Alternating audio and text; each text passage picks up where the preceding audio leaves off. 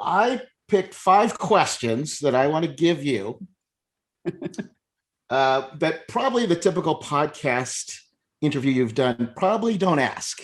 So I'm I ready. guess you could pause and say pass, but I Okay. think your fans would be very unhappy. So are you up for the challenge here? I will answer all five of them. Okay, 5 questions with Dr. Hala Sabry.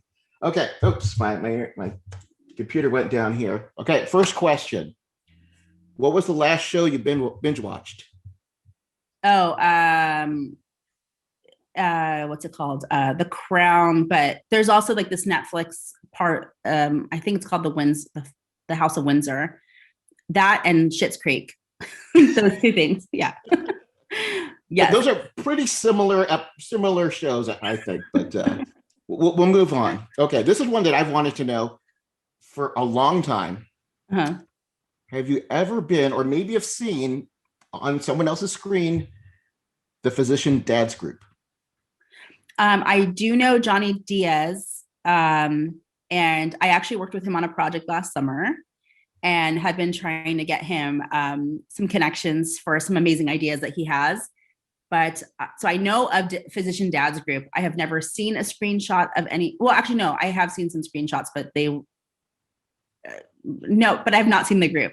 I have seen some screenshots that were not very positive, but I think is a representation of a very minor part of the group. I hope so. So, yes. Okay, that's kind of a non-answer, but we'll confirm nor deny that. All right, moving on. You spent, I believe, 7 years at working for Disney, right? I did. For Disney, okay. What is the best ride at Disneyland, and what is the ride that they need to get rid of? Oh gosh. Okay. So the best ride. Oh my God, why are you asking me such a hard question? That's a really hard question. So I worked on Pirates of the Caribbean for many years and I was a lead on that ride. And so that will always be one of my favorites, and Small World, because I love the mission and that they actually opened it with UNICEF, which now I partner with. So both of those are my favorite. What do they need to get rid of?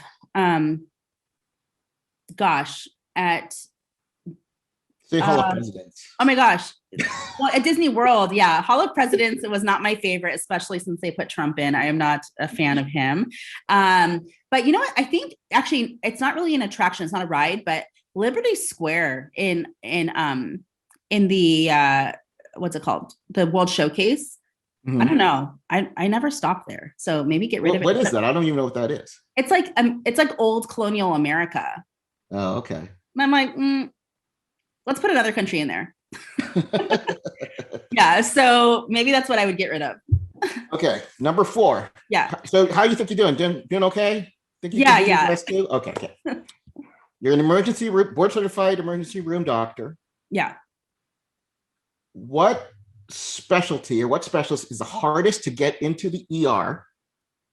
And what kind of superpower do you use to get him or her in to see a patient?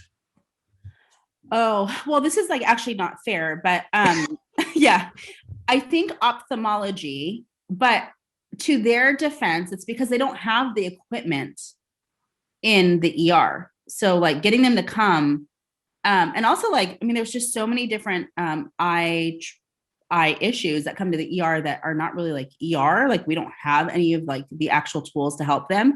And what's really hard is most of these people don't have access to an ophthalmologist. And so it's like, I think that's the hardest part of it. But I will say that at every place I've worked at, I've connected and networked with the ophthalmologist, gotten their cell phone number, been able to text them and be able to get every single patient taken care of no matter what. So that's the way I've worked around it. That's the superpower. That's the secret. Yes. Kill them with kindness. Well, and they want to help too. So I think it's just, establishing a foundation. Yeah. Do they? All of them? Every 100%, all of them do? The ones I've talked to, yeah. Okay. I think that they have been great. Okay. One last question. Okay. You ready? Okay. Have you ever scheduled an interview and then later texted the interviewer to reschedule the interview because you had a conflict at the same time, but then later texted them back that realized you were on the wrong week? Does that ever? Gosh, that sounds so familiar. I think I did that this morning Oh, with okay. you. All right. That wasn't a question. That was a question. We're going to end on, I know some of you, I think this is great. I'm learning a lot, but we're going to talk about entrepreneurship. This is kind of a standard question, but what 3 books influenced you the most as an entrepreneur that changed your life? 3 books. I think, oh my gosh, there's so many books, but Atomic Habits for sure. Awesome Just book. about, yeah, just about, and I actually give it, well, I don't want to say that. I give legacy boxes to all the people in my program, and that may or may not make an appearance in the legacy box. I think you blew it there, but okay. Maybe we'll see. Atomic Habits, because I think for me, it was just a way of reframing my brain to be able to have the superpower to do anything. Yep. James First, Clear, Atomic Habits. You guys don't know. yeah, Atomic Habits by James Clear. First things first. I think that was really helpful in me, like kind of when I started thinking about legacy. All of the internet really focuses on financial legacy.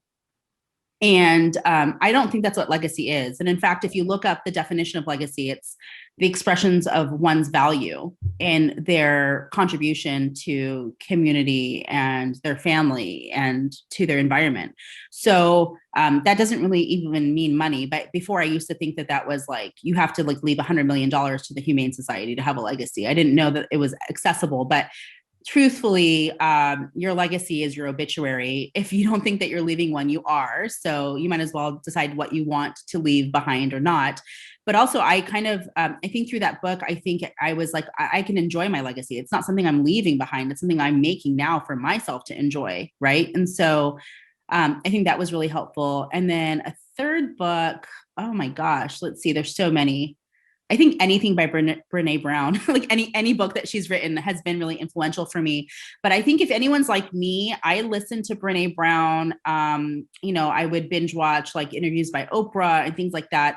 And it would give me that feeling of sensation, like I could really do anything. But it was like the execution of like when I was in moments or when that feeling died down, it was like I was left again alone. So I think that's why, I kind of started delving more into this work of like, how can I extend the work of all these great women on a real practical level of helping them kind of change their mindset, not only by being an example of what can happen, but also having an opportunity for them to work with me directly. So I think those are not 3 books. Those are 3 kinds of books. But yeah, I think that's what I would do.